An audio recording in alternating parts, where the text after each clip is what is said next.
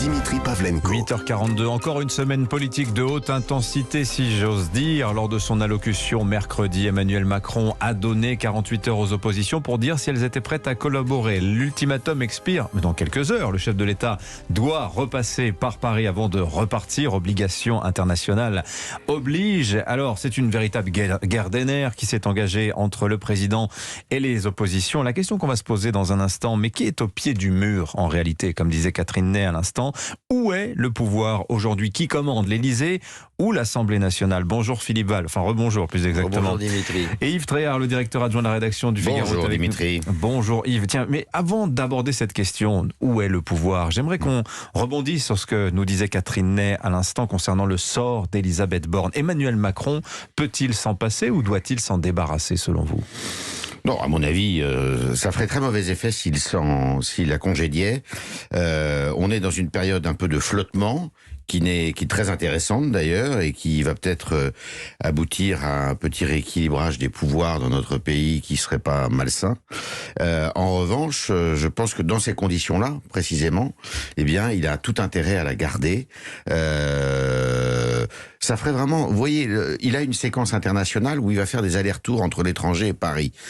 Retour Paris pendant 24 heures et je congédie ma première ministre et puis je repars en Bavière demain, dimanche, et puis je reviens, je repars pour Madrid. Enfin non, tout ça c'est pas sérieux. En plus, pour mettre qui? Personne ne le sait, lui-même ne le sait sans doute pas non plus. Une personnalité de droite. Mais une personnalité de droite. Mais écoutez, je pense que... Vous avez vu le nom de Catherine Vautrin, un temps pressenti pour être Première ministre.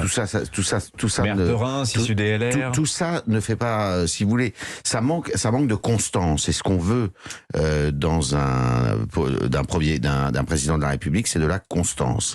Et à mon avis, il a tout intérêt à la garder. Et c'est à l'épreuve des faits, eh bien, qu'on verra si Madame Borne fait l'affaire ou pas. Parce qu'on lui instruit un procès qui me paraît un peu rapide d'ailleurs. Laissons-la s'installer, laissons-la faire ses preuves et puis on verra. J'ai dit maire de Reims concernant Catherine Vautrin, je pense avoir dit une ânerie, mais bon, bref. Non, elle est présidente de l'agglomération de Reims, de Reims Métropole. Philippe Val, vous partagez l'avis d'Yves Tréhard concernant le sort d'Elisabeth Borne. Quelle qu'a été la pertinence de ce choix, il y aurait un risque politique plus grave pour le président de la République à s'en séparer maintenant? Oui, et pourquoi la politique serait différente des autres activités humaines où on nomme des gens à forte responsabilité, on les vire pas au bout de 15 jours parce qu'il y a un coup de vent d'un côté, un coup de vent de l'autre. Elisabeth Borne, elle va se révéler, comme disait Yves, à l'épreuve du travail qu'elle a à faire. Elle a l'air extrêmement sérieuse. Elle est sans doute trop sérieuse dans la façon de nous parler. Elle a du mal à nous emmener dans son récit parce qu'elle a aucun récit. C'est peut-être son vrai problème. Après, il y a eu cette séquence particulière, une séquence des législatives qui quand même a contrarié, empêché sa prise de parole. Certes, mais ça fait partie des aléas de la vie, des difficultés de la vie politique. C'est une péripétie politique. Les personnalités politiques doivent savoir surmonter, gérer ça, transformer ça si possible en réussite, et surtout une fois de plus en discours. Ça a l'air d'être son problème. C'est sans doute une femme intelligente, compétente, travailleuse. C'est ce qu'on lit partout dans les journaux. Qu'il soit de gauche ou de droite. Donc elle a les qualités requises, sauf peut-être encore maintenant le discours pour nous convaincre. Et puis, vous voyez, c'est pas facile quand le député de la France Insoumise, enfin Mélenchon en l'occurrence, qui n'est pas député, qui n'est plus rien, mais qui gouverne apparemment la moitié du pays, donc qui dit elle va faire son discours de politique générale, on lui donnera pas la confiance, elle devra sauter. Non mais attendez. Non mais quand même. Je rectifie une chose aussi. Enfin, faut préciser une chose plutôt. Qu'est-ce qu'on pourrait lui reprocher? Et qu'est-ce que le président de la République pourrait lui reprocher aujourd'hui? Rien.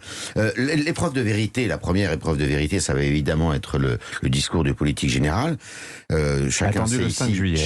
Chacun sait. C'est pas sûr d'ailleurs que ce soit le 5 juillet. Ce n'est absolument pas fixé. Mais chacun sait ici que c'est une épreuve horriblement difficile. Terrible. Physiquement même terrible, parce que les auditeurs ne se rendent pas compte, mais vous êtes face à un mur. Vous savez, c'est pas très large l'hémicycle, c'est surtout très haut, abrupt, ouais. Très abrupt, avec des bruits qui arrivent de partout. Dupond-Moretti, qui est pourtant un habitué de l'art oratoire, la première fois qu'il est arrivé dans cet hémicycle, a eu beaucoup de mal à se faire entendre. Il a été très surpris. Madame Borne, qui n'est dont la réputation n'est pas précédée de l'art, justement, de cette maîtrise de l'art oratoire, ça va être une épreuve. Mais peut-être qu'elle va nous surprendre, et ce qui compte, c'est aussi bien la forme que le fond. D'ailleurs, on va voir ce qu'elle nous dit. Je suis d'accord, l'Assemblée nationale est un théâtre, je l'ai fréquenté pendant quelques temps, est un théâtre extrêmement difficile. On se souvient d'ailleurs de l'incroyable discours de politique générale d'Édith Cresson qui l'a tué.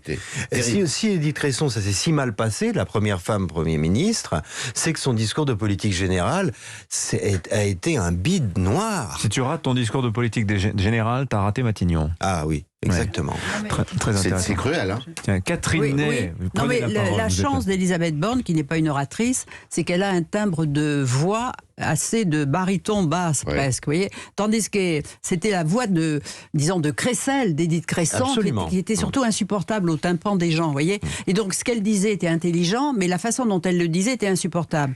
Tandis qu'il n'y a pas ça chez Elisabeth Borne. Elle a une voix beaucoup plus grave, posée. Ah oui. Tout évidemment, compte, même le timbre elle n'a pas le sens. Ah ben c'est l'essentiel. Essentiel. Alors, petite réflexion, on devrait peut-être se demander, tiens, mais le remaniement, on a quand même 4 ministres battus dimanche dernier. À quand le remaniement? Cette question n'intéresse, semble-t-il, personne.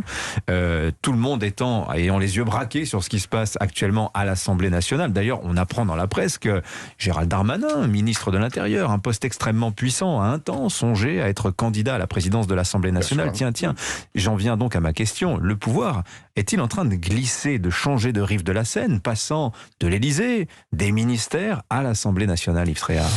Non, je pense pas. Je pense qu'il y a un rééquilibrage. Ou est-ce que je me fais avoir par le discours des Insoumis, par exemple? Non, je pense que le pouvoir, je vais vous dire, le pouvoir, il est quand même encore dans les mains du pouvoir exécutif et il est encore dans les mains du président de la République.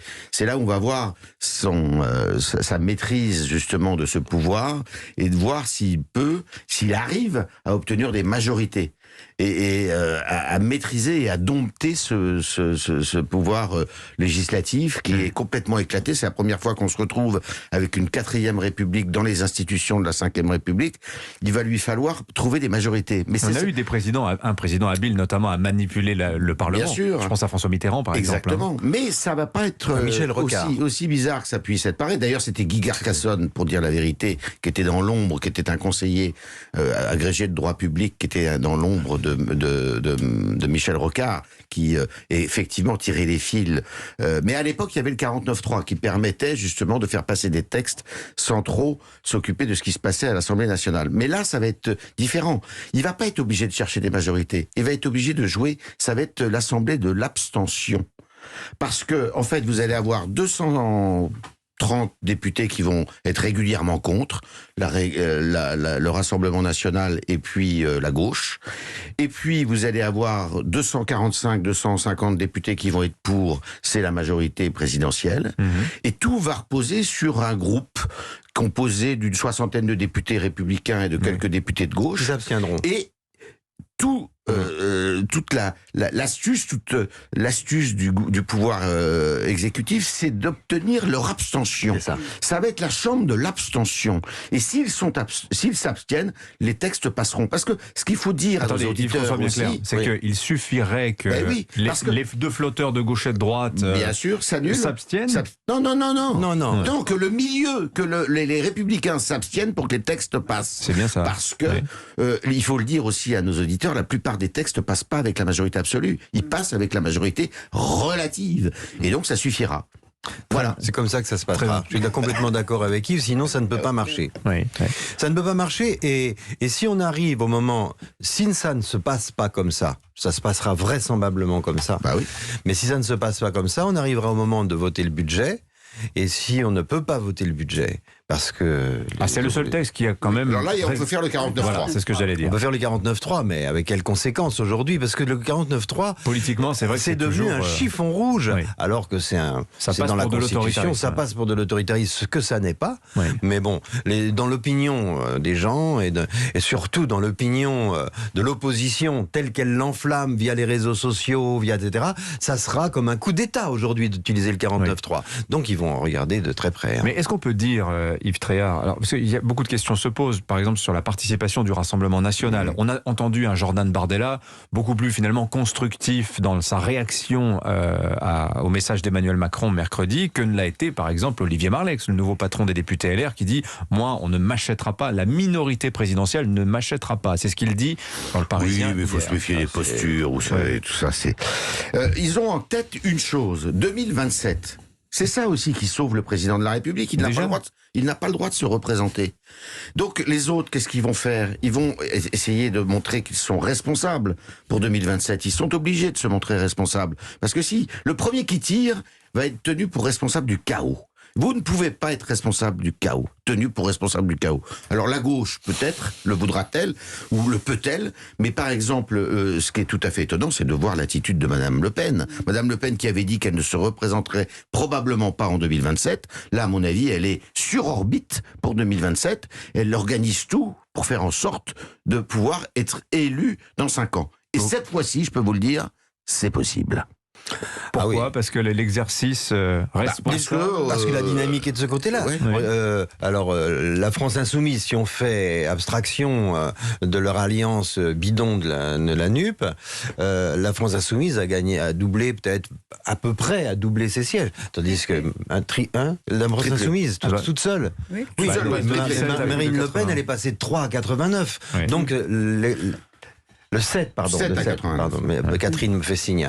De 7 à 89, ce qui veut dire 11 fois à peu près, 11 fois plus. Donc la dynamique, elle est de ce côté-là. Et vous savez, il y a quelque chose qui est intéressant. Ce que disait tout à l'heure Nicolas Bétou dans son édito, c'est que les députés de la France Insoumise sont arrivés en costume folklore, quoi. France Insoumise, voilà.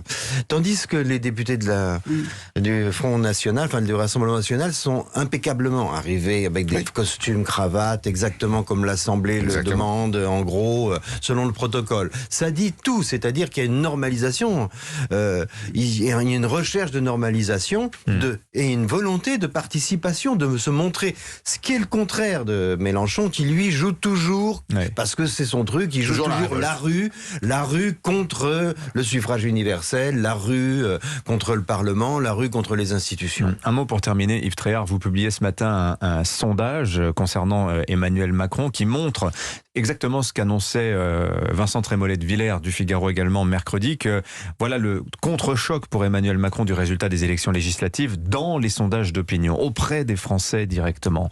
Il y a un décrochage là d'opinion pour le président de la République? Bah oui, la période est... Bah oui, parce qu'en fait, ce qu'ils aiment, ce que les Français ont apprécié, c'est justement le fait d'avoir une assemblée un peu composite, une assemblée qui ne soit pas monochrome.